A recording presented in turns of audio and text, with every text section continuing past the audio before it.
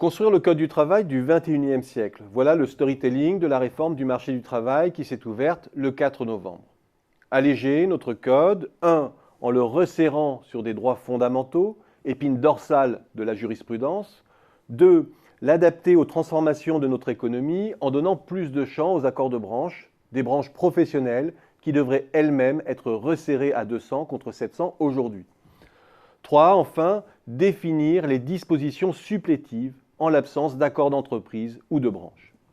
Bref, à l'horizon 2018, le gouvernement entend mettre en musique les recommandations de Robert Badinter, d'Antoine Lyon-Can et de Jean-Denis Combrexel.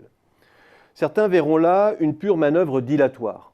D'autres y voient beaucoup de bruit pour rien, dans la mesure où notre droit est déjà truffé de dérogations qui en font précisément la complexité. À l'instar des 35 heures, où pratiquement tout peut déjà être aménagé au cas par cas via un accord de branche ou d'entreprise dans les limites du droit européen. À vrai dire, ce sentiment que nous arriverons peu ou prou au même point, mais de façon différente, est certainement exact. Notre grande aspiration à un droit simple, dans un monde de plus en plus complexe, tient probablement du leurre. La question cruciale, me semble-t-il, est alors de savoir ce qui peut véritablement changer dans ce contexte pour les TPE-PME.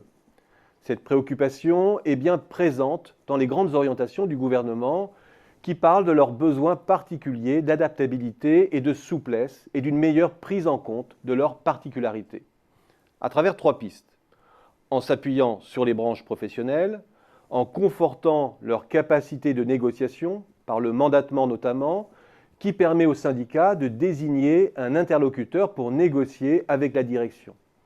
Et la mise en place de services, notamment Internet, dédiés aux solutions pratiques pour faciliter le lien entre les PME et les administrations sociales. Mais il s'agit là de leviers très incertains dédiés à des résultats encore plus incertains. Et l'on se prend à regretter, pour une fois, que le gouvernement ait vu les choses en grand, qu'il ne se soit pas focalisé d'abord et avant tout sur la cible des TPE-PME qui cristallisent l'essentiel du problème. Le gouvernement a préféré le symbole d'un grand chantier et celui de l'assouplissement des 35 heures dès cette année, pourtant déjà largement entamé dans les faits. Dommage, car le cœur du problème est bien là. Les TPE-PME, soit qu'elles soient jeunes, soit du simple fait de leur taille, ne vivent pas le même risque d'embauche que les grandes entreprises. Elles ne disposent ni d'une surface financière, ni d'une capacité de provision des risques, ni d'une trésorerie ou d'un accès au financement externe qui leur permettent d'amortir les chocs. Elles ne possèdent pas non plus les mêmes opportunités de mobilité interne ou de rotation pour réajuster leur main-d'œuvre sans licenciement. Et face à une complexité juridique en partie irréductible, les TPE-PME n'ont pas non plus les ressources juridiques suffisantes en interne. S'agissant même de négocier pour déroger, elles ne disposent pas de la masse critique suffisante en matière de gestion des ressources humaines. Et la négociation avec un salarié mandaté par un syndicat extérieur à l'entreprise est souvent un point de blocage.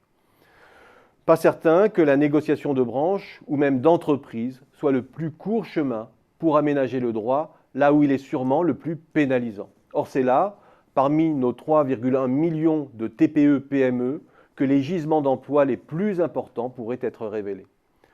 Beaucoup tombent en effet en sous-effectif en période de reprise par peur des aléas.